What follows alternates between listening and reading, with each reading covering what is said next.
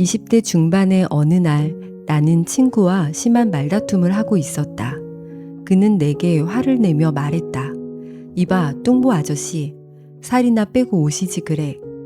뚱보라고? 내가? 나는 망치로 얻어맞은 기분이었다. 내가 충격을 받은 데는 이유가 있었다. 첫째로 나는 그 당시 다이어트와 관련된 직업을 가지고 있었기 때문이다. 둘째로 나는 헐렁한 옷으로 불쑥 튀어나온 배를 가리고 있어서 아무도 눈치채지 못할 것이라고 생각했었다. 내 한 몸도 가꾸지 못하면서 다이어트를 판매하고 있다니. 나는 시중에 새로 소개되는 모든 다이어트를 실천하기 시작했다. 30일 동안 계란과 치즈만 먹으라는 다이어트가 있었다. 나는 그렇게 했다. 30일간 샐러리와 햄버거만 먹으라는 다이어트가 나왔다. 나는 그렇게 했다. 그렇게 나는 체중을 줄여나갔다. 무려 47가지의 다이어트를 경험했지만 모두 실패했다. 문제는 다이어트가 성공하고 난 후부터였다. 그 다이어트가 끝나자마자 다시 옛날처럼 먹기 시작했고 몸무게도 다시 옛날로 돌아갔다. 심지어 몸무게가 더 늘어나는 일도 다반사였다.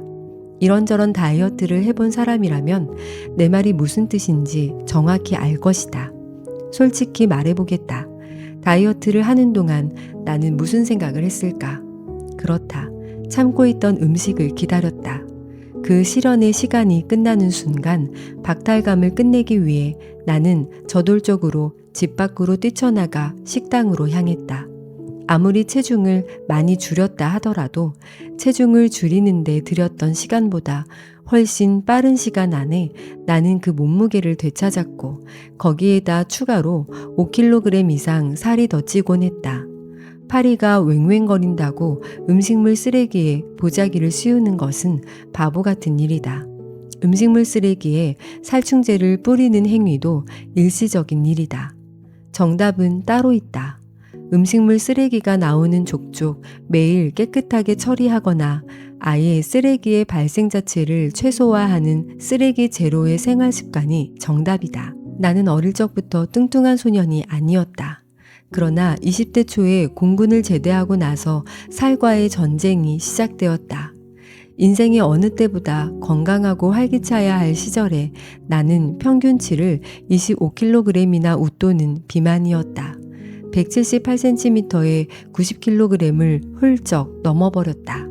바로 그 시절 나의 아버지가 위암으로 세상을 떠나셨다.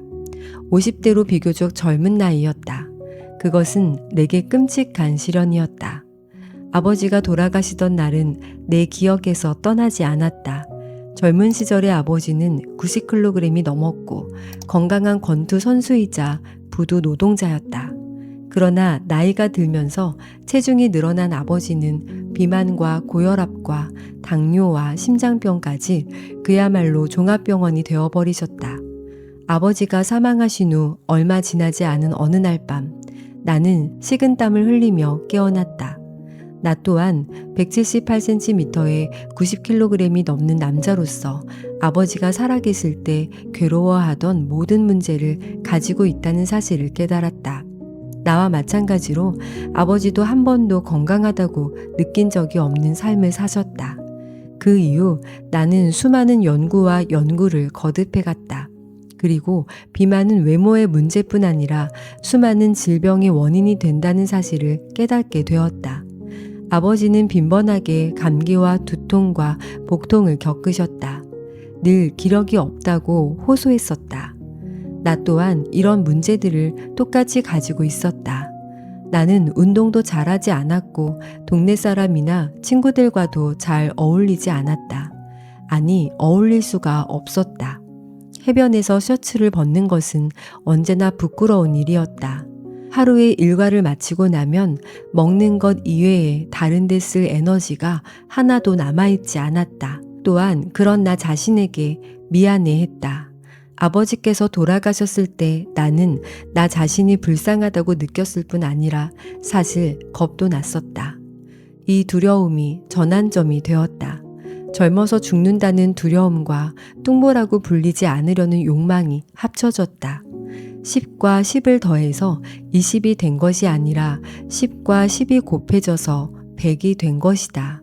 마침내 나는 행동으로 실천했다. 항상 곁에 있던 햄버거와 콜라를 집어던졌다. 비만에서 영원히 해방시켜 준다고 약속하는 세상의 그럴싸한 다이어트 요법들에 몸을 던졌다. 첫 번째, 두 번째, 세 번째 다이어트를 실천했다.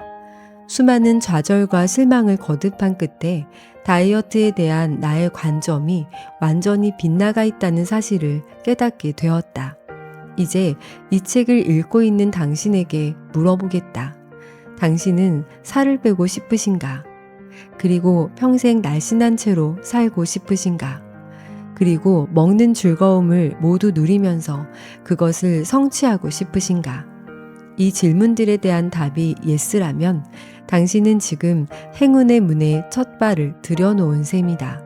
왜냐하면 당신이 찾고 있는 내용이 바로 이 책에 실려 있기 때문이다.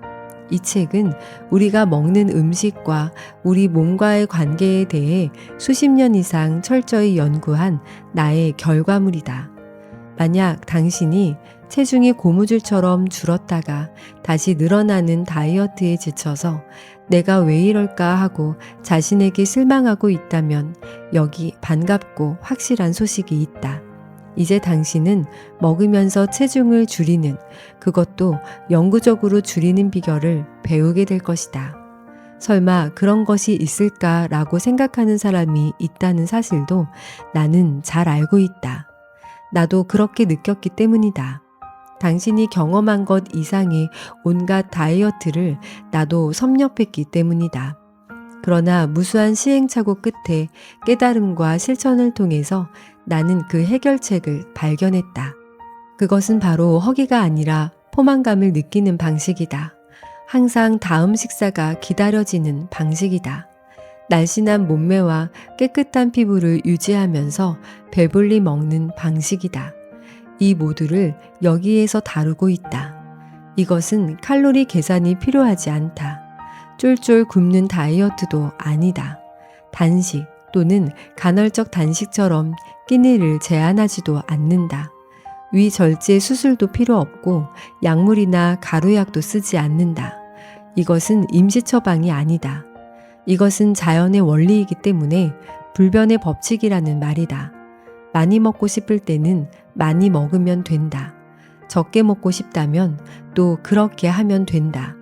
당신은 어떠한 종류의 압박감을 가질 필요도 없다. 앞으로 내가 하는 말에 귀를 기울이면 된다.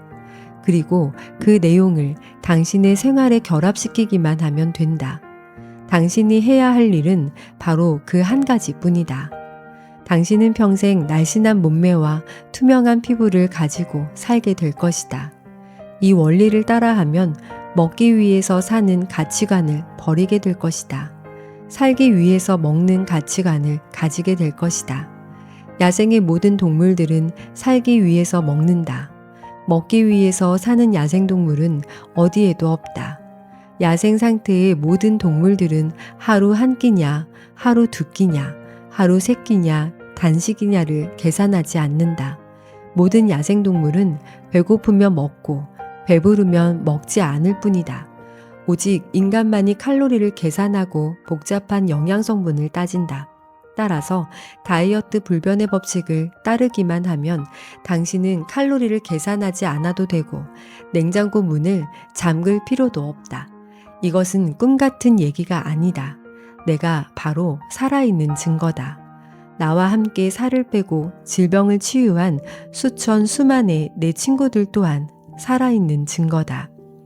당신은 살아오면서 체중과의 싸움에 완전히 패배해 있을 것이다. 완전히 그로기 상태일 것이다. 그래서 신뢰할 수 있고 효과적인 방법을 간절히 찾고 있을 것이다. 당신은 마침내 자신의 몸이 필요로 하는 모든 영양분을 받아들이면서도 체중이 늘었다 줄었다 하지 않고 계속해서 날씬하게 되기를 바랄 것이다. 간단히 말해서 당신은 배부르게 먹으면서도 몸무게와 허리 치수로부터 자유로워지고 싶을 것이다. 다이어트 불변의 법칙은 그 모든 것을 가능하게 해준다. 풀밭에서 뛰어놀라는 것이냐 라고 생각할지도 모른다. 결코 그렇지 않다. 나는 시장에서 약을 파는 약장수도 아니고 무슨 해괴한 다이어트로 한몫 챙기려는 제약회사의 영업사원도 아니다. 마음을 편하게 하고 하루하루 어떻게 변하는지 살펴보시라. 아침에 눈을 뜨면 당신은 큰 잔에 채운 신선한 과일 주스를 마실 수 있다. 내가 말하는 과일 주스는 과일의 식이섬유를 제거한 과일즙을 말하지 않는다. 우리 몸의 쓰레기 청소부인 식이섬유가 포함된 과일 주스여야 한다. 원하는 과일은 무엇이든 먹을 수 있다. 믹서기로 오렌지 주스나 자몽 주스를 만들 수도 있다. 만일 당신이 다목적용 믹서기를 가지고 있다면 신선한 사과 주스, 딸기 플러스 사과 주스, 혹은 수박 주스, 수박 플러스 참외 주스를 만들 수도 있다. 중요한 것은 하루를 신선한 주스로 시작하라는 것뿐이다. 원한다면 그 주스를 마신 다음 신선한 샐러드나 그냥 신선한 과일을 더 먹을 수도 있다. 좋아하는 과일은 어떤 것이든 먹을 수 있다. 그러나 통조림에 들어있는 공장 과일은 절대 안 된다. 살아있는 과일이라면 원하는 만큼 얼마든지 배불리 먹어도 좋다. 아침 일찍 약간의 주스와 사과 반 토막을 먹었다면 아마 10시경에는 다시 허기를 느끼게 될 것이다. 그러면 한두 개의 오렌지, 참외, 신선한 복숭아, 체리, 포도 등 계절에 맞는 신선한 과일을 더 먹을 수 있다. 수분이 많은 과일을 먹었는데 여전히 허기를 느낀다면 한두 개의 바나나를 더 먹을 수 있다. 아침부터 점심때까지 허기를 느낄 때마다 과일을 먹기만 하면 된다는 말이다. 점심에는 신선한 채소를 가득 담아 샐러드를 만들어 먹을 수 있다. 다양한 샐러드 드레싱을 즐길 수도 있다. 원한다면 샐러드에 통밀로 만든 식빵을 구워서 따뜻한 수프와 함께 먹을 수도 있다. 아보카도, 토마토, 오이, 상추, 새싹나무를 함께 넣어 샌드위치를 먹을 수도 있다. 저녁 식사를 준비하는 동안 커다란 채소 주스 칵테일을 만들어도 좋다. 버터를 살짝만 바른 고구마, 밥, 혹은 구운 감자나 채소, 또는 샐러드와 함께 먹을 수 있다. 고기, 닭고기, 혹은 생선을 살짝만 넣어 채소나 샐러드와 함께 먹을 수도 있다. 그것이 지겹다면 맛있는 수프와 뜨거운 옥수수빵에 버터를 살짝 바르고 양배추 샐러드와 함께 먹을 수도 있다. 선택의 범위가 아주 넓다. 시도해볼 새로운 아이디어가 아주 많다는 것이다. 절대 지루하거나 심심하지 않을 것이다. 다양하고 달콤한 음식들을 경험할 수 있다. 당신은 앞으로 먹게 될 대부분의 음식에 익숙해질 것이며 점점 더 빠르게 빠져들게 될 것이다. 새롭고도 독창적인 식사로 흥분된 삶을 살게 된다는 말이다. 이 다이어트는 당신에게 최소한의 변화만을 요구할 뿐이다. 이 방식은 시중의 상업적인 다이어트와 완전히 다르다. 당신은 먹는 것이 얼마나 중요한지 알게 될 것이다. 음식을 언제 어떤 배합으로 먹는가가 엄청나게 중요하다는 사실을 깨닫게 될 것이다. 이 언제 어떻게라는 요소가 당신이 찾으려고 했던 성공의 열쇠라는 사실을 명심해 주기 바란다. 이 방식은 지속 가능한 음식 습관이라는 점이 가장 중요하다. 이것은 일시적으로 유행되는 다이어트가 아니며 일시적인 해결책도 아니다. 결혼식 때까지 10kg을 뺐다가 원래 몸무게에서 5kg이 더 늘어나는 시중의 상업적인 다이어트가 아니다. 그렇게 힘들게 노력했던 그 몸무게가 다시 늘어나는 실망감을 경험할 필요가 전혀 없다. 그러나 우리는 세상과 함께 살아가야 하는 사회적인 동물이기도 하다. 따라서 자칫 방심해서 몸무게가 늘어날 때마다 여기서 소개하는 몇 가지 음식 원리에 따르기만 하면 된다. 당신이 이 원리를 지속적으로 실천하면 다시는 평생 살이 찌지 않을 것을 내가 장담한다. 다이어트 불변의 법칙은 자연의 법칙과 인체의 법칙에 바탕을 둔 안전하고 균형 잡힌 다이어트의 원리다. 아침에 해가 뜨고 저녁에 해가 지듯이 비가 온 후에 날이 개듯이 당신의 몸을 포함한 생명이 있는 모든 것들은 자연의 법칙에 지배를 받는다. 따라서 체중을 효과적으로 줄이고 싶다면 자연의 법칙에 따라야 한다. 나는 편법이 아니라 진실을 말하고 싶다. 당신이 영구적으로 날씬한 몸매와 투명한 피부를 가지게 되기를 바라기 때문이다. 당신은 에너지를 자유롭게 풀어주도록 자신의 몸과 협력하기만 하면 된다. 새롭게 쌓인 에너지는 비만에 대한 스트레스를 털어내줄 것이다. 자유로워진 에너지가 많을수록 체중은 더 많이 줄게 된다. 에너지를 자유롭게 풀어주는 식사를 하면 당신은 이전의 어느 때보다도 더 많은 에너지를 갖게 될 것이다. 에너지를 일정하게 흡수하고 유지하는 것은 매우 중요하다. 살을 빼는 것도 중요하지만 에너지가 없이 기진맥진해서는 안 되기 때문이다. 체중을 줄일 필요가 없는 사람도 이 원리를 통해서 넘치는 에너지를 경험할 것이다. 다이어트에 대한 고정관념을 버리시라. 어떤 이유 때문에 이 원리를 실천하지 못하게 되더라도 걱정하지 마시기를 간곡히 부탁드린다. 언제고 빠른 시일에 다시 돌아오면 된다. 당신은 청소년 시절에 가출한 경험이 있을지도 모른다. 그러나 부모님은 항상 당신을 기다리고 계셨다. 몇 시간 혹은 며칠 가출했다고 하더라도 낙심하지 마시길 바란다. 부모님이 따뜻한 마음으로 기다리기 때문이다. 절대 포기하지 마시라. 비만이 모든 질병의 원인이라는 사실은 모두가 아는 상식이 되었다. 다이어트 불변의 법칙은 비만 그 자체보다는 자연의 원리와 새로운 생활 습관에 대한 이야기다. 왜 사람들이 계속해서 다이어트에 실패하는지 생각해 보셨는가? 왜 음식 습관과 생활 습관을 고치지 못하는 것일까? 그것은 생각이 잘못되었기 때문이다. 비만이 어떻게 오는지에 대해 잘 알지 못할 뿐 아니라 다이어트에 있어서 에너지가 얼마나 중대한 역할을 하는지에 대해서도 알지 못하기 때문이다. 또한 어떻게 먹어야 하는지에 대해서도 잘못 생각하기 때문이다. 긍정의 힘을 가진 사람들이란 책에서 조이 그로스는 생명은 경외할 만한 불변의 법칙에 기초한 것이다. 어떤 사람도 그 법칙을 알지 못했다고 해서 용서받을 수 없다. 또한 그 법칙을 어긴 결과에 대해서도 용서받을 수 없다 라고 갈파했다. 나는 이 책에서 자연의 원리와 몸의 원리에 기초를 두고 설명하겠다. 이 원리들을 생활에 적용시키면 젊고 날씬한 몸매와 투명한 피부를 보상으로 받을 것이다. 신체적 보상뿐만 아니라 우울했던 모든 생각이 사라지고 맑은 영혼까지 추가로 보상받을 수 있음은 물론이다. 먹는 것이 몸뿐만 아니라 영혼을 바꾼다는 말을 꼭 기억하시기 바란다. 밤늦게 먹으면 무슨 일이 생길까? 조금 더 깊이 들어가 보자. 먼저 우리 몸의 가장 흥미있는 현상 하나를 살펴보도록 하자. 살을 빼는 데는 이 현상을 이해하는 것이 가장 중요하기 때문이다. 당신이 비록 과거에 수많은 다이어트를 실천해 보았다 하더라도 아마 이런 매혹적인 개념은 접해보지 못했을 것이다. 몸은 24시간 순환 리듬에 따라 움직인다. 대부분의 사람들은 그것이 존재한다는 것조차 알지 못하고 있다. 이 생리적 순환에 대한 광범위한 연구가 이루어졌는데 가장 주목할 만한 것들은 스웨덴 과학자 아레 와에르랜드와 미 보건과학대의 프라이 박사에 의해 이루어졌다.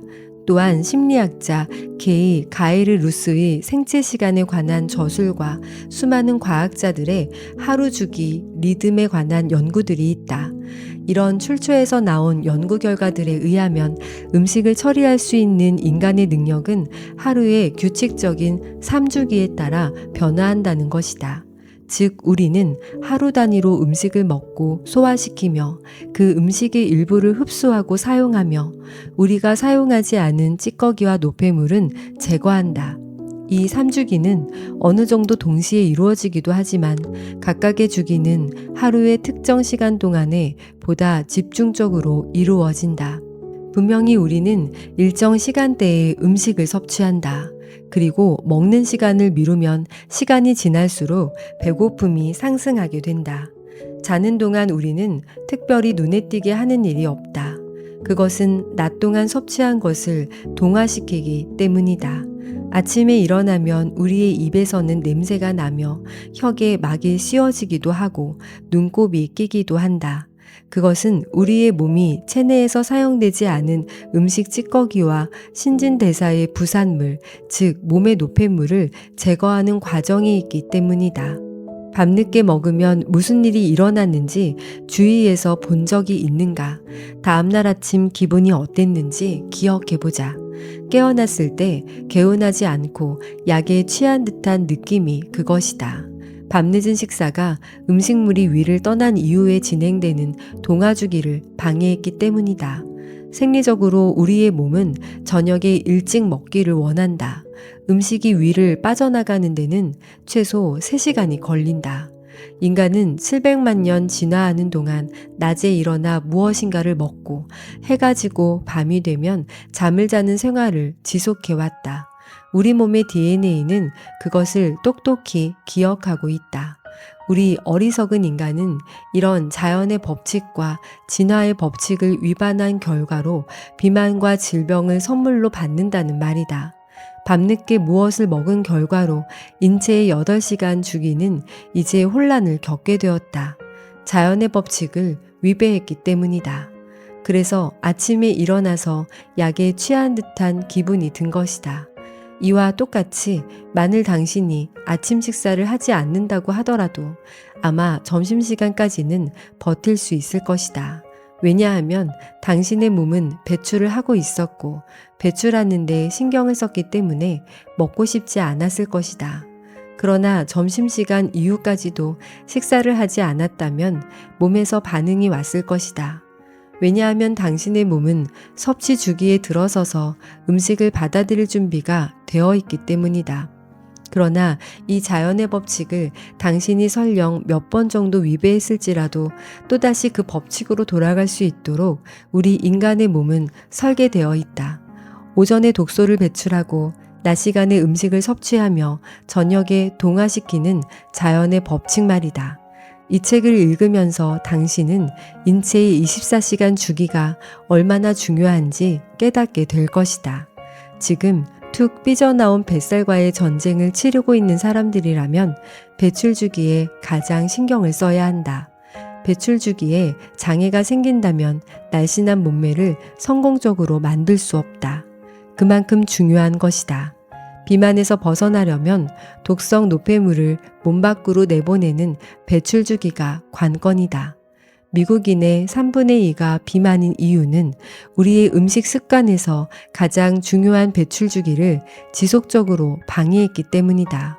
우리는 엄청나게 많은 양의 음식을 아주 빠른 속도로 섭취해왔고 그 음식으로부터 우리가 필요한 것을 이용해왔다. 그러나 우리는 배출해야 할 각종 독성 노폐물을 배출하지 못했다. 바로 이것이 핵심이다. 많은 현대인들은 든든한 아침 식사와 풍성한 점심 식사, 그리고 화려한 저녁 식사를 즐기며 산다. 독성 노폐물을 배출할 오전 시간에 미처 배출되지 못한 독성 노폐물 속으로 또다시 음식을 투하하는 잘못을 저지르고 있다는 말이다. 이것은 자연의 법칙을 위반하는 일이다. 당신이 비만에서 해방되고 그 상태를 지속 가능하게 유지시키려면 배출 주기에 독성 노폐물이 배출되게 하시라. 독성 노폐물을 제거하지 않고는 절대 날씬한 몸으로 돌아갈 수 없다. 그렇다면 이 독성 노폐물은 처음에 어디서 생겨났을까? 그리고 어떻게 완벽히 제거할 수 있을까? 비만은 몸속의 독소 때문이다. 독혈증에 대해 들어보셨는가? 독혈증은 자연위생학 주창자들이 사용했던 용어로 존 틸튼 박사가 처음으로 사용했다. 현대 과학에서는 신진대사 불균형이라 해석하고 있다. 몸은 조직의 생성과 해체를 통해 균형을 이루도록 매우 정밀하게 만들어졌다. 그런데 이 균형이 깨지는 것이 바로 신진대사 불균형이다. 아주 오래전 1926년 틸든 박사는 독혈증 해설이라는 책을 썼다. 이 책은 내가 읽었던 이전의 모든 다이어트 책과는 달랐다. 이 책은 무엇이 잘못되었고 왜 잘못되었으며 무엇을 해야 하고 어떻게 해야 하는지 가장 쉽게 설명하고 있었다. 나는 처음으로 나의 뒤뚱거리는 걸음을 정상인의 걸음으로 바꾸는데 성공할 수 있을 것이라는 강한 느낌을 받았다. 이 책은 건강에 관한 전반적인 주제를 다 다루면서도 살이 찌는 이유에 대해 내가 궁금해했던 모든 것을 매우 구체적으로 말해주었다. 그 이후로 독혈증에 관한 많은 책이 나왔다. 그러나 틸든 박사의 책이 유일하게 자연위생학 분야에서 걸작으로 간주된다. 간단하게 말하면 이렇다. 비만의 원인은 독혈증 때문이다. 몸속에 독소가 없는 상태를 유지하면 평생 날씬한 몸매를 유지할 수 있다. 몸의 과잉 독소가 비만의 근본 원인이기 때문이다. 그러면 독혈증이란 무엇이며 그것은 어디에서 오는가? 그리고 그것을 없애는 방법은 무엇인가? 자연위생학에 따르면 독혈증은 두 가지 경로를 통해서 몸에서 생성된다. 정상적인 신체의 활동에서도 생성되지만 우리가 전혀 알지 못하는 경로를 통해서도 생성된다. 둘 다 제거하려면 우리 인간에게 엄청난 에너지가 필요하다. 몸속의 독소를 빼내는데 쉬울 리가 만무하다. 독혈증은 맨 처음 우리의 신진대사 과정에서 생성된다. 이 페이지를 읽고 있는 동안에도 우리의 몸은 가만히 있지를 않는다. 오래된 세포는 지속적으로 새로운 세포에 의해 되체된다. 우리 몸을 구성하는 100조 개의 세포 중에서 사실상 하루에 3천억 개 이상의 낡은 세포가 죽고 새로운 세포로 대체된다. 매일 대체되고 있는 세포의 숫자는 무엇에 영향을 받을까? 세포는 소화 과정 중에 소화관에서 많이 죽기 때문에 얼마나 많이 익혀지고 산화된 음식을 먹느냐에 따라 그 숫자가 달라진다. 이들 죽은 세포들은 독성이 있기 때문에 몸에 있는 4개의 배출 통로, 대장, 방광, 폐, 피부를 통해 가능한 한 빨리 제거되어야 한다. 이것이 몸의 정상적이고 자연적인 과정이다. 이 독성 노폐물이 생산되는 것과 같은 속도로 제거된다면 걱정할 것이 없다. 당신의 몸에 에너지가 충분하면 이들 노폐물은 매일매일 완벽하게 제거된다. 독혈증이 몸에서 생성되는 두 번째 과정은 제대로 소화되거나 동화되지 못한 음식물의 부산물을 통해서다. 인간은 음식을 본래의 상태에서 이상 야릇하게 변형시키는 묘한 습성이 있는 유일한 동물이다. 모든 야생동물은 자연에 있는 것을 그대로 먹는다. 그래서 야생동물에게는 병도 없고 비만도 없는 것이다. 그러나 우리 인간은 살아있는 음식보다는 가공해서 먹어야만 직성이 풀리는 지구상의 유일한 동물이다. 당연히 병과 비만이 따라온다. 공장에서 생산된 가공식품이 아니라도 어떤 방법으로든 그것을 변형시켜서 먹고야 마는 묘한 동물이다. 우리는 거의 모든 음식을 튀기거나 찌거나 볶거나 삶거나 끓이거나 굽거나 한다. 자연 상태의 몸은 이 변형된 많은 음식을 처리하는데 익숙하지 않다. 당연히 불완전하게 소화된 부산물은 몸에 수많은 찌꺼기를 만들어낸다. 이 찌꺼기는 독성이 있다. 아주 많이 있다. 이런 종류의 음식이 식사의 주를 이룬다면 몸이 혹사당하지 않는 게 더 이상한 일일 것이다. 정리해보자. 우리 몸은 첫째로 매일 신진대사라는 정상적인 과정을 통해서 300억 개 이상의 죽은 세포를 만들어내고, 둘째로는 효율적으로 이용되지 않은 찌꺼기를 통해 독성 노폐물을 만들어낸다. 이것이 독혈증이 생기는 과정이다. 이 독성 노폐물이 제거되는 것보다 생성되는 것이 더 많으면 어떻게 될까? 그 초과분은 당연히 쌓이고 쌓인다. 나는 아주 상식적으로 말하는 것이다. 바로 그것이 비만으로 이어진다. 거기서 끝나는 것이 아니다. 이 독소는 산성이다. 이 산성 노폐물이 피를 타고 뇌와 심장으로 들어가면 우리는 사망이다. 그래서 현명한 우리의 몸은 그것을 가장 안전한 곳에 저장해 둔다. 몸에 산성이 쌓이면 몸은 그것을 중화시키기 위해 수분을 흡수하게 되고, 그러면 체중은 더 많이 늘어나게 된다. 물만 먹어도 살이 찐다는 말은 그래서 나온 말이다. 몸이 산성화되면 물을 자꾸 찾게 되고 이 수분을 통해 몸이 불어나는 것이다. 당신이 어떤 회사에서 일하고 있다고 가정하자. 하루 20개의 서류 박스를 분쇄기에 갈아서 없애버리는 것이 당신의 주된 임무라고 치자. 당신에게 시간이 충분하지 않을 수도 있고 에너지가 충분하지 않을 수도 있다. 그래서 하루에 15박스밖에 갈아버리지 못한다고 하자. 그렇지만 다음날 또 20개의 박스를 처리해야 한다. 그러나 당신에게는 어제 하지 못한 5개의 박스가 남아있다.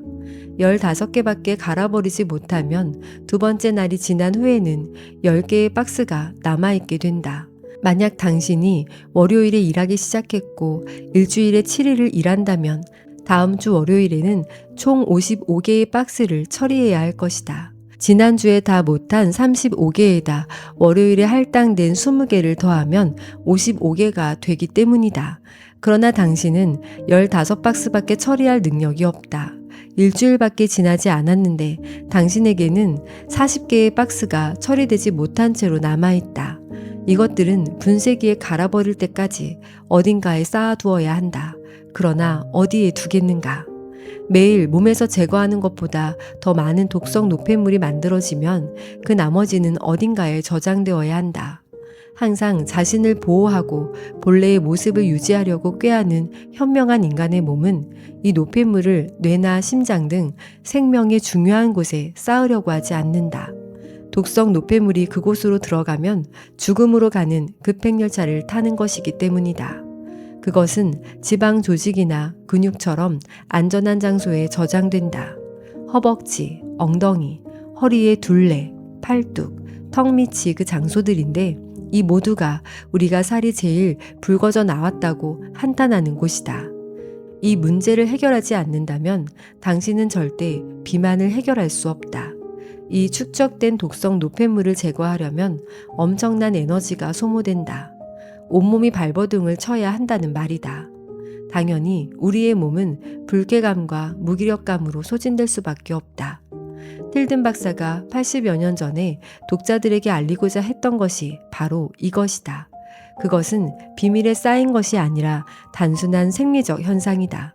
조금만 생각해 보면 아주 단순한 원리이자 진리인 것이다. 상황을 통제할 수 있는 사람은 누구나 그것을 자신이 원하는 대로 조정할 수 있다. 독혈증을 이해하는 것이 먼저 중요하고 몸에 이미 존재하고 있는 독성 노폐물을 제거한 다음 그것이 제거되는 속도보다 빨리 쌓이지 않도록 보살피기만 하면 되는 것이다. 똑똑한 당신은 이 말을 이해했을 것이다. 노폐물을 제거하는 배출 주기가 아무런 방해 없이 일할 수 있도록 도와주는 것이 중요하다는 사실도 알게 되었을 것이다. 만약 무슨 이유로 배출 주기가 방해를 받는다면 독성 노폐물이 배출되지 못하고 저장될 수밖에 없는 것이다. 강물의 아래쪽을 청소하는 시스템이 잘 작동되기만 하면 강물은 항상 유유하게 흐를 수 있는 이치와 비슷하지 않은가? 독소를 제거하고 그것이 몸에 다시 쌓이지 않도록 하는 것이 중요하다는 것을 알았다. 그러나 어떻게 그런 일을 할 수 있다는 말인가? 이것이 우리의 관심사다. 자연위생학을 연구한 이후 나는 확신을 갖게 되었다. 그것은 시중의 상업주의와 야합한 다이어트나 영양제나 칼로리 계산법이 아니라 매일매일의 생활 양식이다. 가장 멋진 일은 이것이 매우 흥미롭다는 것이다. 무슨 복잡한 용어를 알 필요도 없다. 거기에 끼워서 맞추느라 스트레스를 받을 필요도 없다. 자, 어떻게 하면 맛있는 음식을 즐기면서 독성 노폐물을 제거할 수 있을까? 아주 간단하고도 쉬운 방법들이 있다. 원래 진리는 단순한 법이다. 지구도 물이 70%, 인간의 몸도 물이 70%. 이 원리를 설명하기에 앞서 당신에게 간단하고 재미있는 연습에 참여할 것을 권하고 싶다. 종이 한 장에 당신이 오늘 먹은 것을 나열해서 적어본다. 아직 먹은 것이 하나도 없다면 어제 먹은 모든 것을 적는다. 먹은 것을 적을 때는 맛만 본 것도 적는다. 즉, 당신의 친구가 사온 케이크를 한 입 살짝 먹어보았다면 그것까지 세세하게 적는다. 기억할 수 있는 한 당신의 몸 안에 들어간 것은 무엇이든 다 적는다. 이제 그 작성된 목록을 잠시 치워놓고 내 이야기를 들어보도록 하자. 인간이 살아가기 위해 절대적으로 필요한 것은 물과 공기와 음식 세 가지다. 우리가 태어나는 순간부터 이 지구를 떠날 때까지 우리 몸은 본능적으로 물과 공기와 음식을 필요로 한다. 식물에 물을 주지 않으면 어떻게 되는지 잘 알고 있을 것이다. 시들어서 죽는다. 우리의 몸도 물을 주지 않으면 똑같은 현상이 벌어질 것이다. 물은 이처럼 중요하다. 수분 함량이 많은 음식이라는 말이 무슨 뜻일까? 우리는 물이 차지하는 비중이 70%가 넘는 지구에서 살고 있다. 달에서 지구를 내려다보면 지구 표면의 70%가 물로 덮여 있다는 것을 알게 될 것이다. 이 지구로 좀 더 깊이 들어가 포유류에 속하는 동물들을 보자. 인간을 포함한 모든 포유류는 그 몸의 70%가 수분으로 구성되어 있다. 이 말을 처음 들었을 때 나도 믿기지 않았다. 나는 어디에도 물을 볼 수 없었으며 물이 흐르는 소리를 들을 수 없었다. 그러나 몸의 70%는 수분으로 구성되어 있다. 이제 상식적인 질문을 하나 하겠다. 만약 지구의 70%가 물이고 우리 몸의 70%가 수분으로 되어 있다면 최상의 몸을 유지하기 위해서는 최소한 70%가 수분인 음식을 먹어야 하지 않을까? 우리 몸의 70%가 수분인데 우리가 규칙적으로 수분을 다시 채우지 않으면 인체는 어디서 수분을 얻게 될까? 태어나는 순간부터 마지막 숨을 내쉴 때까지 우리의 몸은 수분을 필요로 한다. 우리는 생존을 위해 물이 있어야 한다. 그러나 나는 지금 물을 마시는 것에 대해 말하는 것이 아니다. 어떤 사람들은 지금 이렇게 말할 것이다. 아, 그거 참 잘 되었군요. 나는 하루에 물을 8잔 이상 마시고 있어요. 의사 선생님도 2리터의 물을 매일 마시라고 했거든요. 그러나 물을 마신다고 해서 우리가 원하는 성공을 결코 가져다 주지 않는다.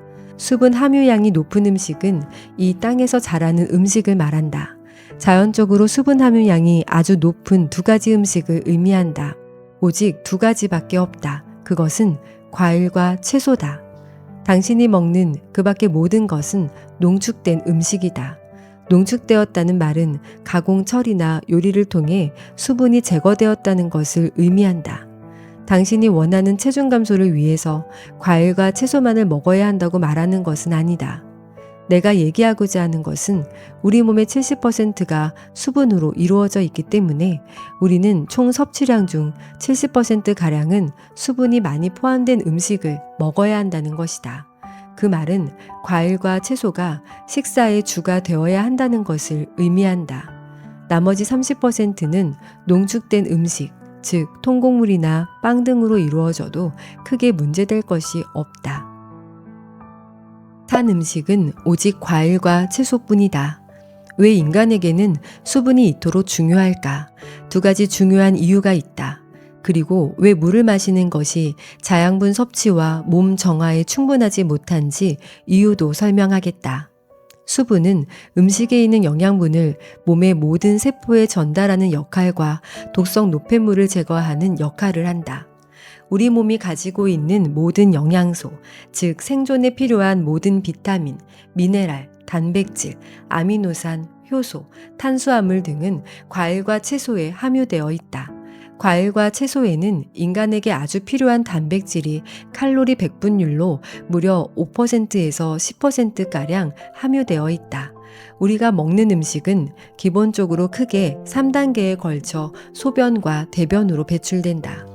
위장과 소장과 대장이 그 3단계다.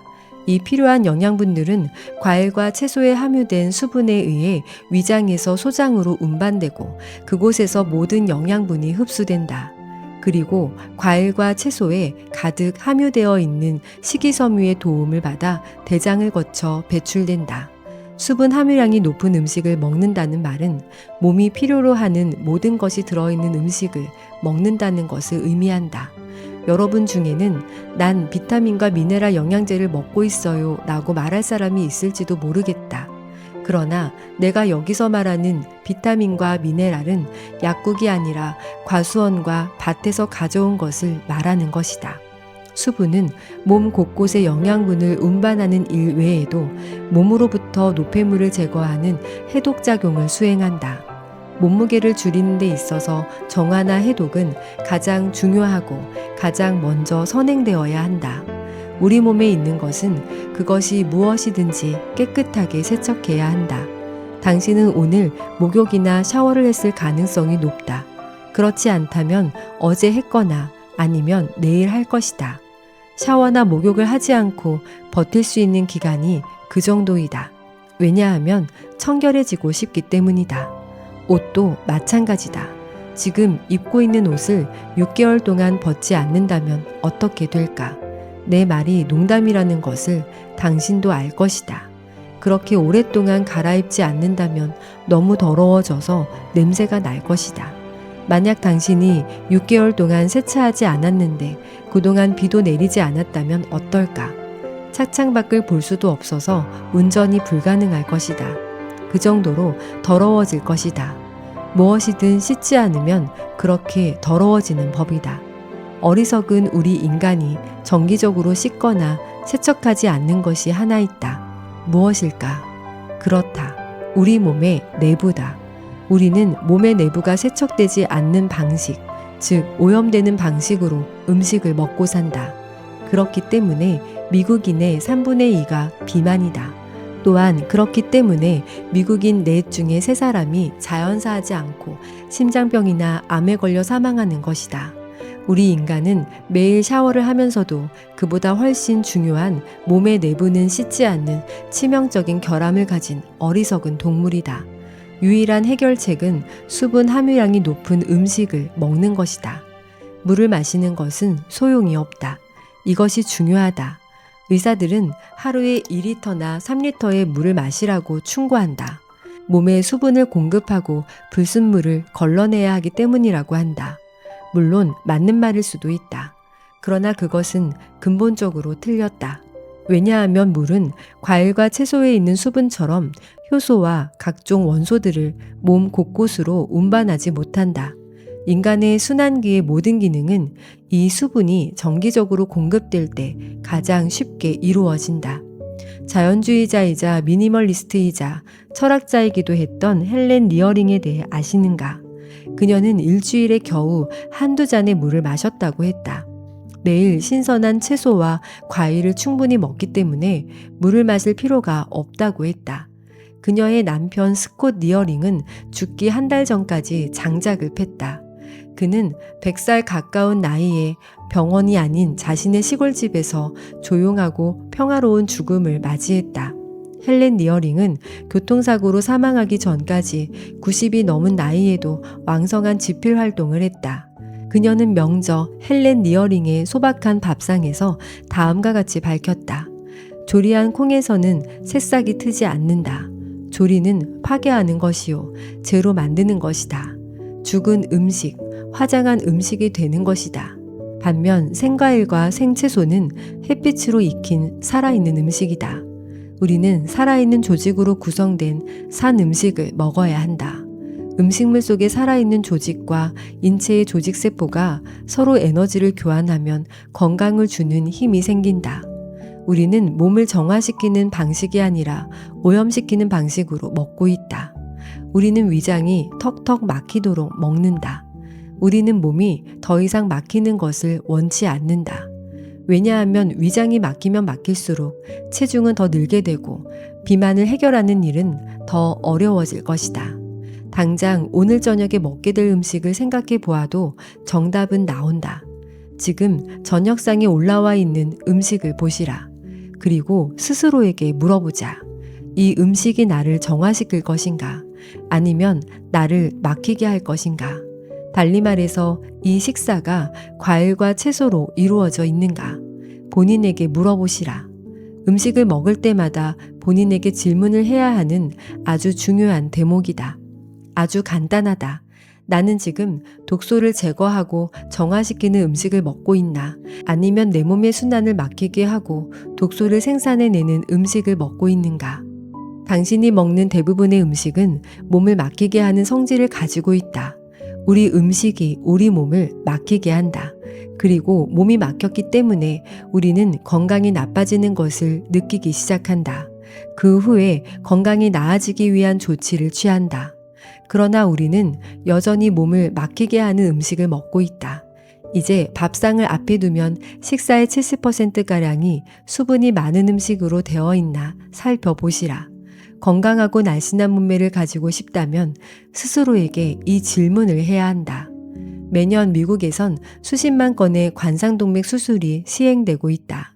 자행되고 있다는 표현이 적절하겠다. 비용만 해도 수십만 달러가 든다. 이 수술로 인해 가게가 파산하는 일까지 빈번하다. 수술 한 번으로 평생 벌어놓은 재산이 날아간다는 말이다.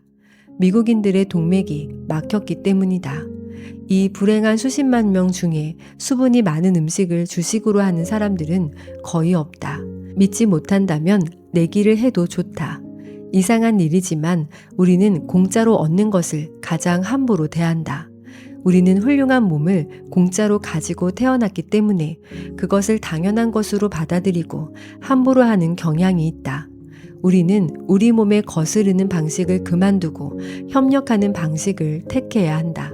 그렇게 하는 완벽한 방법은 몸을 막히게 하는 음식을 몸을 뚫어내는 음식으로 바꾸는 일이다.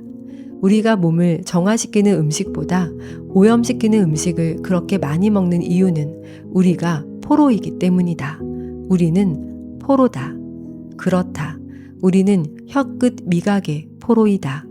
우리는 미각을 위해서는 무엇이든 한다. 우리가 먹는 음식이 동물의 시체든 물고기의 시체든 그것이 우리 입에 맞고 맛이 좋으면 우리는 그것을 먹는다. 그것에 대해 두 번 생각하지도 않는다. 음식에 대한 유일한 조건은 맛이 어떠냐이다. 입에서 살살 녹는다고 활짝 웃는다. 그러나 몸의 나머지 부분은 어떠한가? 미각이 놓여있는 몸의 아주 작은 부분인 혀와 몸의 나머지 부분을 나누어서 생각해보자. 왜 사람들이 신체의 그 작은 부분에 그렇게 많이 신경을 쓰고 그렇게 큰 나머지 부분에는 관심이 없는지 궁금하지 않은가? 있잖아, 난 오늘 아침에 시간이 없어서 아무것도 못 먹었어. 불이 났게 출근했지만 오늘따라 할 일이 너무 많아서 커피 한 잔 마실 시간도 없었어. 점심도 건너뛰었지. 하루 종일 일만 했어. 라는 말을 들어보았을 것이다. 그러나 이제 시계가 5시를 가리키고 퇴근할 시간이 되었다. 갑자기 이 사람은 자신이 얼마나 배고픈지를 깨닫게 된다. 이 사람은 배를 쓰다듬으며 아, 배고파. 하루 종일 아무것도 먹지 못했군. 지금 나가서 장을 청소하고 씻어주는 음식으로 배를 채워야겠군. 이라고 할까? 절대 그렇지 않다. 그렇게 말하는 사람은 한 사람도 없을 것이다. 피자를 먹을까, 햄버거를 먹을까라는 말을 했을 가능성이 높다. 대부분의 경우 사람들이 배고플 때는 무엇이 가장 맛이 있을까를 생각한다. 그리고 그곳에 가서 그것을 우걱우걱 먹는다. 씹지도 않고 털어 넣는다는 표현이 적절하다. 만약 무엇이 가장 맛이 있을까만 생각한다면 몸을 세척하거나 독소를 제거할 수 없을 것이다. 혀끝이 좋아하는 음식만 먹으면 독소가 쌓이고 살이 찌는 것이다. 음식을 즐기지 말라는 말이 아니다. 맛 좋은 음식을 먹되 입이 아니라 몸이 원하는 것을 먹으라는 것이다. 내가 말하고자 하는 것은 수분을 많이 함유한 음식 70%, 농축된 음식 30% 비율의 식단 개념을 금과 옥조로 삼자는 것이다. 과일과 채소는 여러분이 상상하는 것보다 훨씬 더 많은 것을 선물로 줄 것이다. 이 모든 것은 간단한 한 문장으로 요약될 수 있다. 날씬한 몸매로 활력이 넘치고 원기왕성하게 살아있길 원하면 살아있는 음식을 먹어야 한다. 그것을 알기 위해서 박사학위를 딸 필요가 없다. 살아있는 몸은 살아있는 음식으로 만들어진다. 살아있는 음식은 수분 함유량이 많은 음식이다. 수분이 많지 않다면 그 음식은 살아있는 것이 아니다. 매일 먹는 음식의 대부분을 가공 처리되었거나 변형된 음식이 차지한다면 그것이 우리 몸에 어떤 영향을 미치게 될 것인지는 당신의 상상력에 맡기겠다. 과일과 채소에는 수분이 엄청나게 많다. 다른 음식들은 모두 농축되어 있다. 요리를 통해 가공되고 처리되는 과정에서 수분이 거의 다 빠져나가기 때문이다. 나는 다른 포유류 동물과 우리를 비교하고 싶다. 포유류 동물들을 보자. 애완용으로 기르거나 동물원에 갇혀 있는 동물에 대해 말하는 것이 아니다. 이 동물들은 사람의 지배 아래에 있다. 따라서 인간이 가지고 있는 수많은 문제들을 똑같이 가지고 있다. 그들은 공장에서 가공된 음식을 먹고 인간과 똑같은 만성질환에 걸린다. 그리고 인간과 똑같이 비만의 문제를 가지고 있다. 그러나 당신은 야생에서 뛰노는 뚱뚱한 호랑이나 사슴을 본 적이 있는가? 자연에 있는 동물 중에 이가 빠져서 틀니를 사용하거나 듣기 위해 보청기를 사용하거나 보기 위해 안경을 쓰거나 머리가 벗겨져 가발을 쓰거나 심장이 펌프질 하도록 인공심장을 달거나 콩팥을 위해 혈액 투석기를 달고 있는 동물을 본 적이 있는가? 1년에 100만 마리의 물소가 심장 질환으로 죽어가고 있다는 말을 들어본 적이 있는가? 혹은 50만 마리의 독수리가 암으로 죽어간다는 소식을 들어본 적이 있는가? 25만 마리의 원숭이가 뇌졸중으로 죽어가고 있다는 소식을 들어본 적이 있는가? 혹은 수천 마리의 다람쥐가 당뇨로 죽어간다는 소식을 들어본 적이 있는가? 내가 너무 과장된 비유를 하는 것일까? 모든 야생동물들은 잘 먹고 건강한 상태로 있어야만 생명을 꾸려갈 수 있다. 그렇지 않으면 적자 생존에 의해 죽어 없어질 것이다. 대부분의 야생동물들은 우리 인간에 비해 더없이 건강하고 날씬하고 활발하다. 왜 그럴까?